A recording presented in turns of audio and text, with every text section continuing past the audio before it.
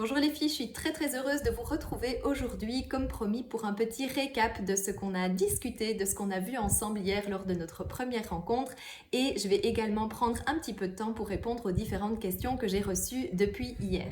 Donc déjà un immense merci à celles qui étaient là hier lors de notre rencontre ou qui ont visionné le replay. Merci puis bravo à vous. Et aujourd'hui le but de faire ce petit récap, c'est simplement aussi pour que vous réentendiez certains concepts, certaines choses qu'on a vues ensemble. Plus vous allez les entendre et mieux vous allez les assimiler, plus ça va être facile. Donc on va commencer par qu'est-ce qu'on a vu ensemble hier. On a vu que le stress c'était une réponse physiologique dans notre corps. Lorsque notre cerveau identifie un danger, une menace, eh bien il va nous mettre en mode survie, en mode action.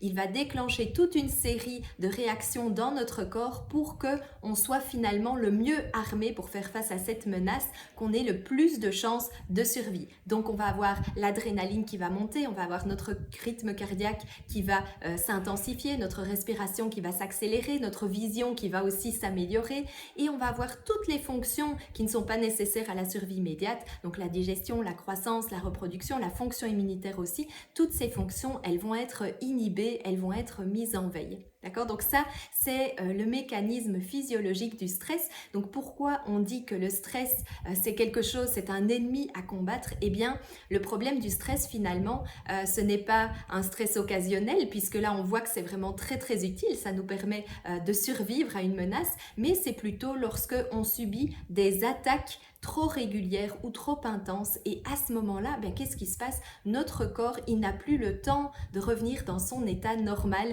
de revenir en mode repos.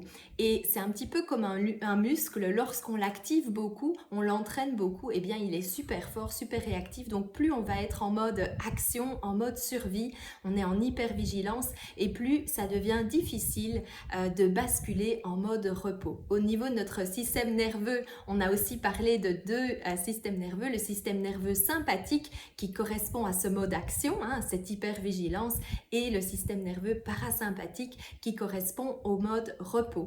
Donc lorsque le danger est écarté, on était en mode action et on veut rebasculer en mode repos, là où nos fonctions de croissance digestive, immunitaire, de reproduction, tout ça va pouvoir reprendre son activité normale. Donc hier, je vous ai donné aussi un petit chiffre pour essayer de comprendre un petit peu dans votre situation personnelle où vous en êtes aussi aujourd'hui. Ces petits chiffres, c'est quoi? C'est que finalement, pour être en santé, pour avoir un bon équilibre émotionnel et physique, on peut simplement retenir cette règle des 80-20, c'est-à-dire que finalement, on devrait passer 80% de notre temps en mode repos et 20% de notre temps en mode action. Et souvent, cette balance, elle n'est pas respectée à cause de notre mode de vie, à cause des facteurs de stress qu'on connaît. Puis on en parlera plus longuement mercredi de tous les facteurs de stress qu'on peut rencontrer aujourd'hui et du coup, comment agir dessus. Donc, c'est ce qu'on a vu. C'est quoi vraiment le stress? Qu'est-ce que ça déclenche dans notre corps? À partir de quand le stress devient un problème? Finalement, ça devient un problème à partir du moment où le stress chronique s'installe. Qu'est-ce qui se passe à ce moment-là? Il va y avoir toute une série de répercussions physiologiques dans notre corps. Lorsque on a un épisode de stress, ça veut dire que notre corps va sécréter de l'adrénaline pour nous mettre en action et puis aussi du cortisol qui est l'hormone du stress. Et je vous explique tout ça, puis on va en reparler, mais l'hormone du stress, ce cortisol, normalement, il va suivre un petit rythme comme ça. C'est-à-dire qu'on va en produire beaucoup le matin, parce que c'est l'hormone du stress, mais c'est aussi l'hormone de l'énergie, de l'éveil, c'est ça qui nous aide à sortir du lit. Et donc, ça va suivre un petit cycle comme ça va monter, et puis au fur et à mesure de la journée, ça va redescendre. Lorsqu'on a trop souvent du stress, trop souvent des attaques, notre cortisol, il va suivre la même courbe et il va avoir du mal à revenir à son état normal, à son niveau normal. Donc, il va toujours être un petit peu élevé. Notre corps va devoir traiter un excès de cortisol. Et cet excès de cortisol, c'est ça qui va déclencher beaucoup de déséquilibre. Par exemple, ça va commencer à grignoter les ressources de notre corps. Ça veut dire quoi? Ça veut dire que notre corps, il va avoir besoin de ressources pour produire de plus en plus de cortisol, pour amener le corps à la normale. Et hier, on a aussi parlé des fameux neurotransmetteurs. On a parlé de la sérotonine, qui est l'hormone du bien-être, de la sérénité. Et on a aussi parlé de la dopamine, qui est l'hormone du plaisir, de la motivation. Et donc, ça, c'est deux hormones dont le corps a besoin quand on est souvent stressé, quand les taux de cortisol sont élevés. Et donc, plus on va être stressé, plus on va avoir besoin de sérotonine et de dopamine. Et puis au fur et à mesure, nos ressources, elles vont s'épuiser, on va se fatiguer. Et donc ça explique aussi, puisque la sérotonine, c'est l'hormone de la sérénité, ça explique aussi qu'après un moment, on a de plus en plus de mal à se sentir serein, ou avec la dopamine, on a plus en plus de mal à trouver du plaisir, de la motivation, à se lever le matin, etc. etc. Donc ça, c'est tous les petits déséquilibres que le stress va causer chez nous. On va en parler plus longuement évidemment mercredi, et puis hier on a vu aussi comment déterminer un petit peu avec plus de lumière ce qu'on vit aujourd'hui, quel est vraiment l'impact du stress dans nos vies. Donc je vous ai invité à faire 3 tests. Le premier, c'est le test de perception du stress que vous trouvez dans vos guides.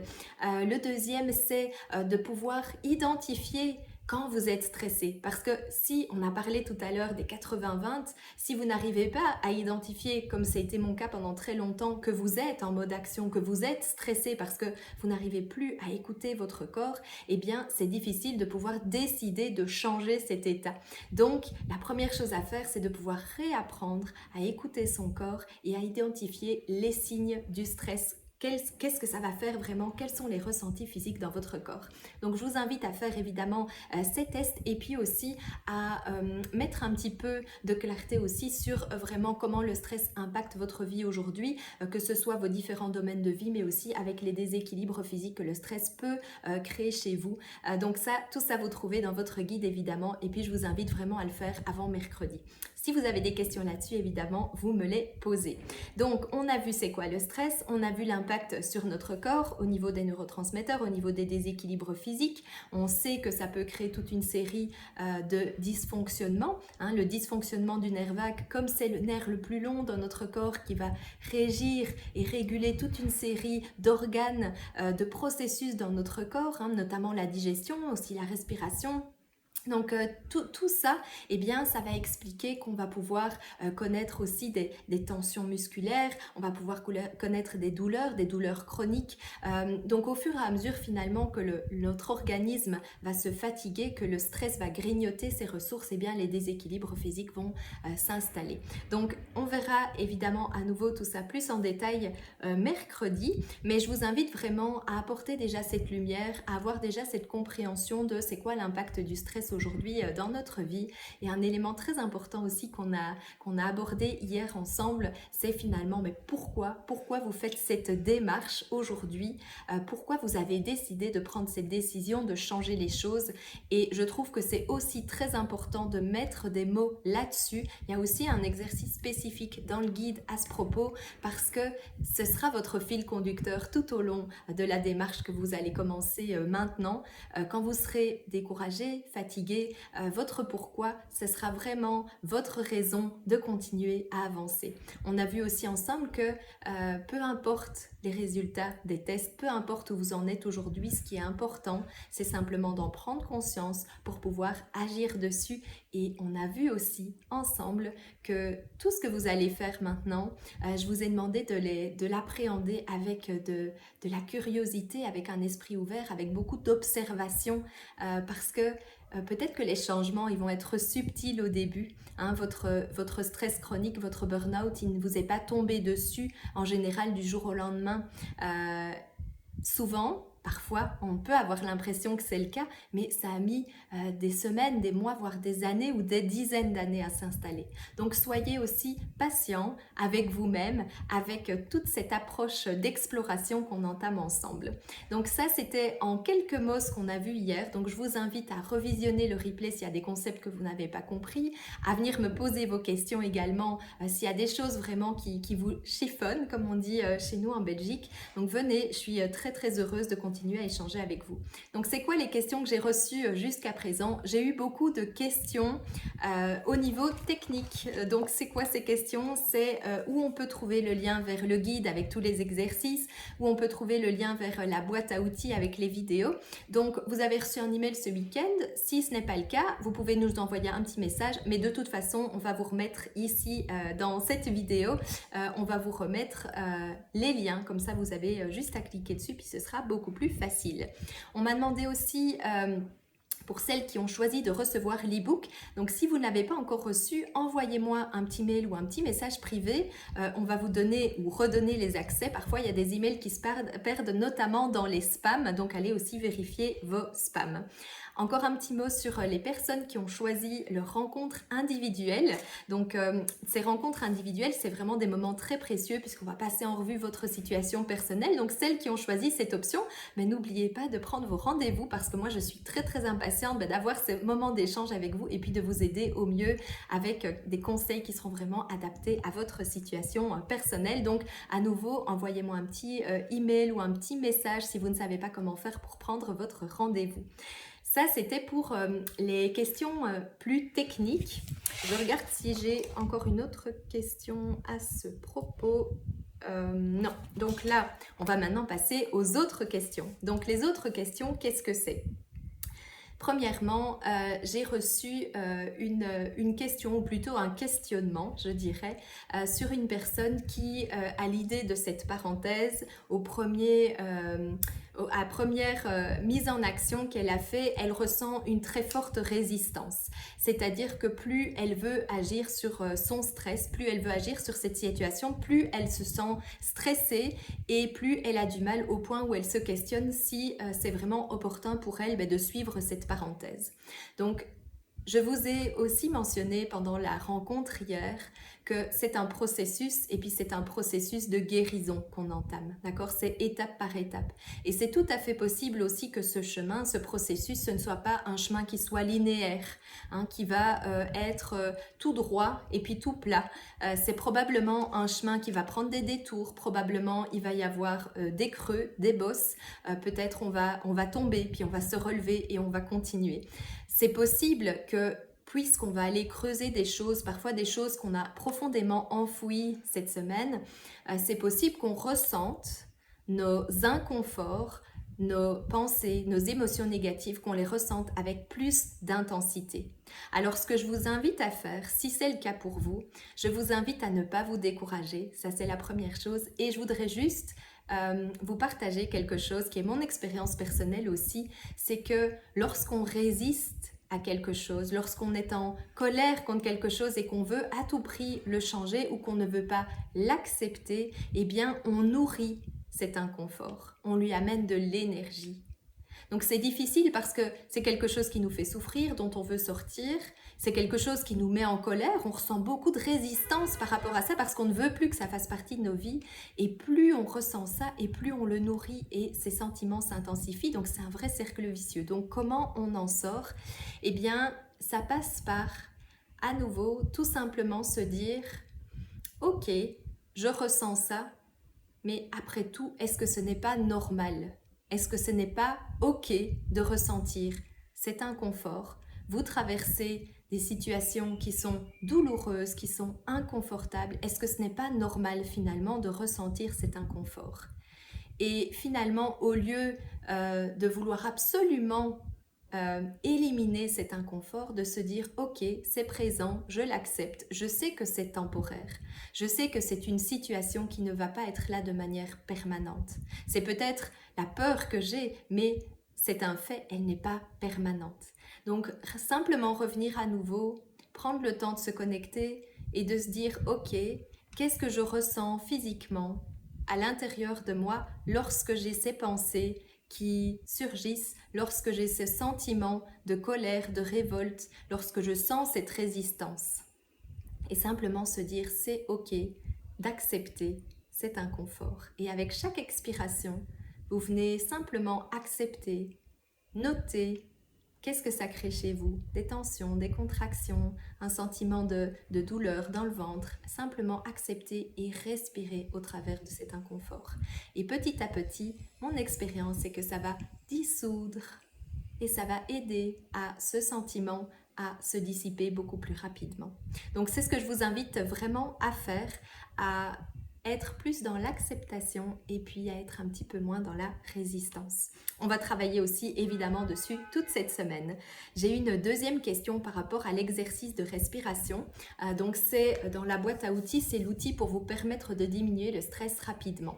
Donc c'est la respiration au carré et je sais que certaines d'entre vous, c'est difficile de faire les exercices de respiration parce que ça peut déclencher certaines choses qui sont inconfortables. Ça peut notamment déclencher une sensation de vertige ou alors vous avez aussi du mal à faire un exercice de rétention. Donc, ce qui est important pour venir activer le nerf vague, et c'est ce qu'on fait toute cette semaine, c'est de venir vraiment insister sur l'expiration. Donc, quoi qu'il arrive, essayez d'avoir l'expiration la plus longue possible. Parce que l'inspiration, finalement, nous met en mode action et l'expiration nous met en mode repos. Donc, essayez d'avoir une expiration qui est toujours plus longue de quelques secondes que votre inspiration. Si malgré ça, vous ressentez un inconfort, et notamment l'une d'entre vous a parlé de vertige, eh bien, j'aimerais juste aussi rappeler l'importance de la respiration pour le nerf vague, d'accord? Et ici, je voudrais juste faire une petite parenthèse sur c'est quoi de bien respirer finalement. Une bonne respiration, c'est aussi de respirer majoritairement par le nez, bouche fermée. Donc on a tendance à souvent respirer de manière superficielle avec le haut ici de notre cage thoracique, donc à respirer ici et à ne pas pouvoir prendre de grandes respirations en utilisant la respiration abdominale. C'est tous des concepts qu'on verra aussi pendant le programme. Mais ici, pensez à mettre votre main sur votre ventre et quand vous respirez, votre main, elle doit pouvoir bouger. Donc on essaye en inspirant de pousser sa main devant nous et puis avec l'expiration, ça va venir rentrer comme ça.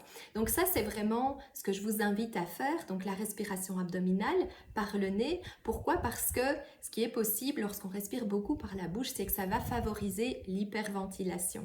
L'hyperventilation, ça veut dire quoi? Ça veut dire qu'on a finalement trop d'apport en oxygène par rapport à nos besoins et ça va déclencher toute une série de choses parce que ça veut dire que notre cerveau n'est pas oxygéné de manière optimale et donc ça peut déclencher notamment des vertiges, notamment ça peut contribuer ou maintenir aux crises d'angoisse, ça peut contribuer aussi à des maux de tête, à des problèmes de concentration, ça peut aussi finalement déclencher aussi des sensations de danger imminent parce que notre corps a l'impression qu'il n'est pas suffisamment oxygéné. Donc je vous invite vraiment à pouvoir prêtez attention à votre respiration aussi cette semaine. Est-ce que vous avez bien une respiration qui est abdominale? Si vous avez ce sentiment, cette sensation de vertige, etc., on verra aussi des techniques dans le programme pour comment arriver à gérer cette hyperventilation, mais je vous invite surtout à essayer d'insister sur l'expiration pour le moment. Et puis si ça ne vous convient pas, on va faire autre chose que les exercices de respiration. Chacun doit trouver ce qui l'aide vraiment. Si ça vous génère plus de stress et d'anxiété, arrêtez, puis on verra quelle est la bonne manière pour vous et on verra surtout quel est le problème. Donc ça, c'était pour la petite parenthèse de la respiration et son importance sur le nerf vague et puis sur l'activation du mode parasympathique. J'ai eu une autre question encore par rapport à certains symptômes physiques qu'on peut ressentir et on se demande si c'est vraiment le stress qui est la cause de tout ça. Donc je vous l'ai dit aussi hier pendant notre rencontre, c'est un peu toujours la question l'œuf ou la poule. Ce qui est sûr, c'est que ce qui est important, il y a deux choses, c'est de trouver la cause de nos problèmes. Le stress n'est pas toujours la cause, effectivement, donc trouver la cause véritable de nos soucis. C'est aussi pour ça que je vous ai proposé vos petits tests que vous avez dans le guide pour amener cet éclairage. Évidemment, ici, je ne peux pas savoir quelle est votre situation personnelle. Il faut une approche qui est plus globale, qui est plus holistique. Donc, si vous avez encore des questions après avoir fait ces tests, on peut aussi en discuter lors d'une rencontre individuelle où là, on peut aller beaucoup plus en détail par rapport à votre situation personnelle et vraiment les déséquilibres. Il faut avoir une approche globale. Donc, trouver la cause de la cause, ça, c'est vraiment super important. et de écoutez-vous parce que finalement vous êtes les seuls à pouvoir savoir ce qui se passe vraiment dans votre corps et à ce que vous ressentez. Donc toujours vous écouter, c'est très très important, et amener aussi ce ressenti dans cette approche globale que je préconise vraiment pour trouver la cause réelle de vos problèmes. Donc ça, c'était pour répondre un petit peu à vos questions. Si vous en avez d'autres, n'hésitez surtout pas à me les poser encore sous cette vidéo. J'y répondrai, que ce soit directement ou en message privé si c'est plus personnel, ou alors encore jeudi, on aura un autre récap et une autre séance de questions-réponses, ou encore dans le live de demain. On a un beau programme demain dans notre rencontre, donc je me réjouis vraiment très fort de passer ce moment avec vous, puis d'aller plus loin dans tout ce qu'on a vu et dans tout ce qui peut vous aider à retrouver la sérénité de manière durable. Donc posez-moi vos questions, on va mettre tous les liens, toutes les infos, et puis je me réjouis de vous retrouver demain. Je vous souhaite une très très belle journée, et puis à demain.